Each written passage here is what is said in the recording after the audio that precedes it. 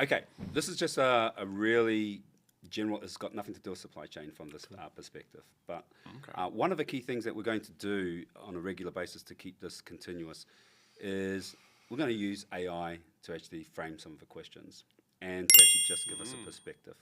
Because, at the end of the day, if the students are using AI to answer all their exam questions, why can't we actually So we pose have to it? use AI to answer it.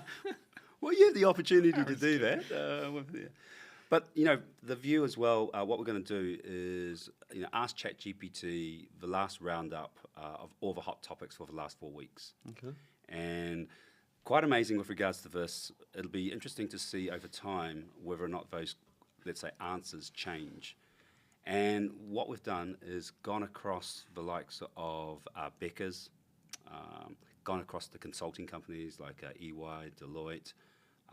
Then we've also gone across the GPOs like Vizient, Premier, Health Trust, and just try and get a frame of what are they saying, let's say, in their public domain. So everything that's actually here, we actually, made sure that it's been validated. So what's top of mind at the moment is regulatory, policy-driven headwinds, workforce constraints and staffing uncertainty, strategic transformation, expansion, consolidation and diversification. There's a lot of uncertainty, cautious leadership amid volatility. And then one of the key ones, as we all know, that affects you guys, financial pressure and narrow margins. And so what they're saying with regards to the near-term outlook for US hospital systems, expected job cuts, there's going to be more hospitals will accelerate to outpatient care, home-based and value-based care models, lots of investment in digital healthcare, AI, operational infrastructure, and hospitals dependent upon public payers, Medicaid and Medicare, or with high charity care burdens may face especially acute financial challenges. Lots out there at the moment. Just from your point of view with regards to a discussion, how is Rush looking at any one of those key elements and trying to, bring that to life, within your senior management structure and discussions? How are we trying to bring all those aspects together? Well, That's a lot. No, just choose. Well, that's what's out there in the domain. Yeah. So it is a lot. Yeah. I think a lot of those things that you read first that's the reasons the margins are decreasing, right? So I think there is the active discussions at Rush about how do we address the narrowing margins from both a rev cycle standpoint, right? Both a contracting standpoint with insurance companies, and how do we do better at that? How do we keep up with, how do we start thinking about how we invest in technology to keep up with their investment in technology, which is a challenge because when you think about it, like we're all fragmented where you have a couple of big insurers that are huge and they have the pocketbooks that they can spend to get into.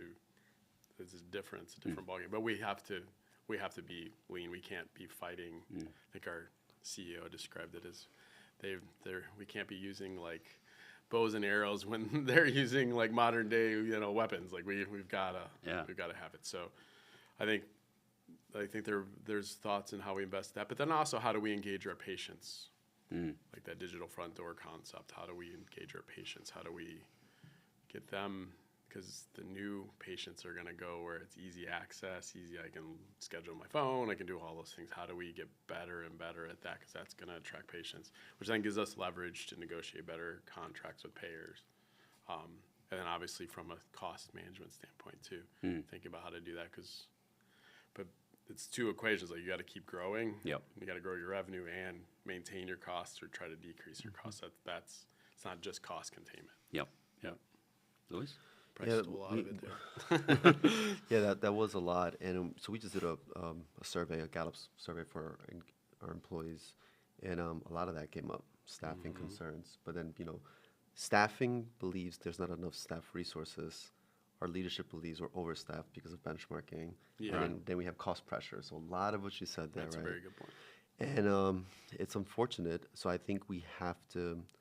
probably sound like a little bit of a broken record. We obviously have to invest in technology to augment the staffing situation.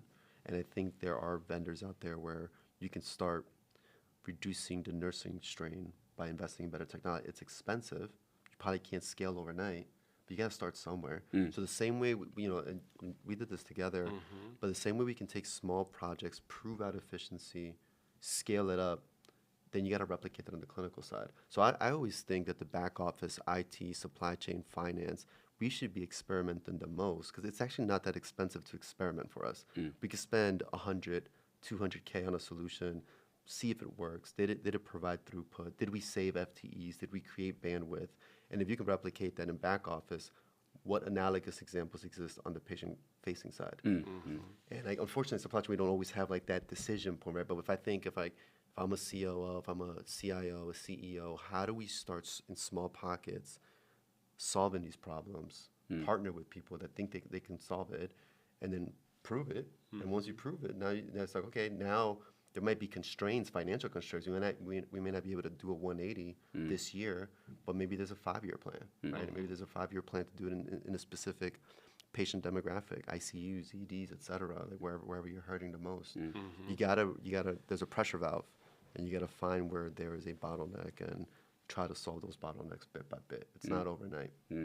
But there's so much, like we say, noise out there at the moment. And the key question is, when I was at Becker's, I did find, one of the great sayings of one of the chief executives. There's so much noise out there. If the noise doesn't translate into action, then, there's nothing for me to, consider. But how do I actually hone into the specific action areas that isn't noise, that's actually going to allow me to actually execute? So just a quick view with regards to how do you shift through this? Because, uncertainty, FTE, releases, regulatory, all that sort of stuff. How do you sift through that from a mindset perspective as leaders? How do you sift through it? Yeah.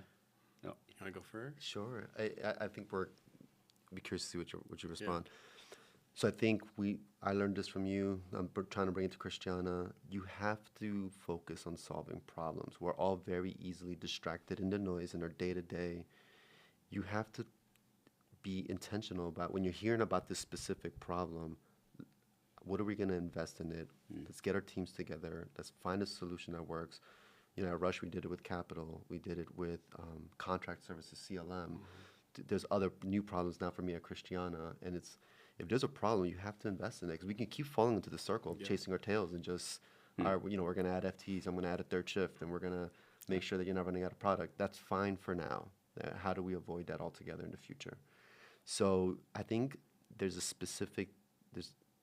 very specific type of leaders that like to fix problems and let those leaders kind of go after it, empower them to solve those problems. Because there are some leaders that are great at managing big teams, and that's great. You need that. They're people leaders, and they keep the teams motivated. That's great. If you have individuals that like to solve problems and work hard at it, you got to enable them. Then get rid of the red tape.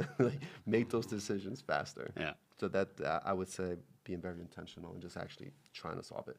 Yeah, and I think we had a saying, like, a lot of people like to put out fires, but we don't want to put out fires. We want to solve problems, right? Right. Because otherwise, you're just always putting out fires. Healthcare, we Love spend a that. lot of times putting Love out that. fires. Yeah. So it's like, yes, and Luis alluded to it, like, I got to put out that fire. So it's an immediate solution just to get through this, to keep the wheels on. But then how do we keep the car running and actually tune it and get it moving faster, right? So it's that mindset, always thinking through that. The other thing, I think, all those things, you don't always have to think about problems as problems. They can also be opportunities. Because think of like, we're short in staffing.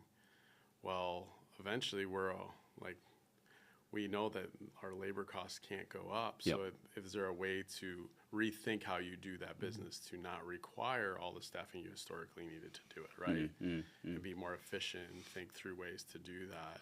Because then everybody's going to end up having to come down to a lower Yeah. number. If you're already there Yeah. and you can figure out how to maintain being there by doing something different, you're ahead of that game. So it's an opportunity that presents yourself to think differently and try to come up with a new way of doing it versus just like, it's a problem. Love that. Absolutely love that. Okay. Final questions for both of you. They're only reply in one word only. Okay. Another one-word one. Oh, yeah. Yeah, yeah. Well, you can. I'll give you a license. One word only. Can we hyphenate? Yes. No.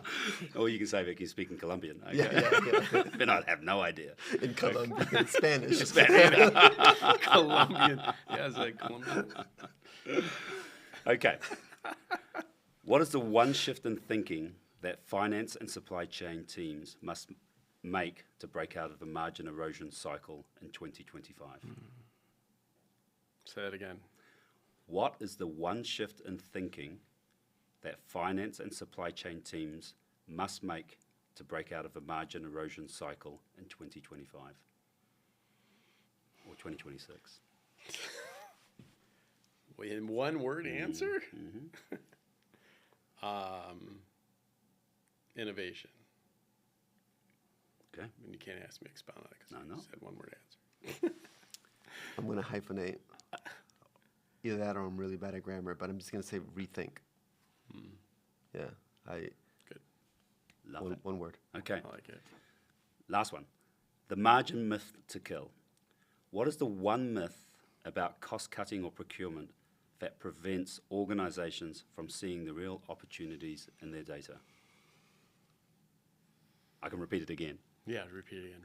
Okay. What is the one myth about cost cutting or procurement that prevents organizations from seeing the real opportunities in their data?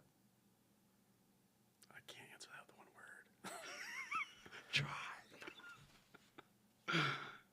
I think that use cost cutting instead of find value, because cost cutting limits you to just cutting costs. Where finding value can you expand revenue and do all things. So Well, you failed on this one. I know really I failed badly. miserably. I can't answer that one. Luis, come on. One word. All right.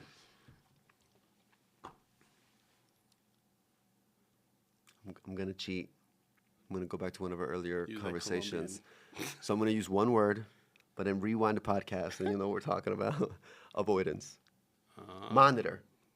That's the word. That's a good one. Monitor. That's I like the word. it. Monitor. Okay. Avoidance Done. was good too.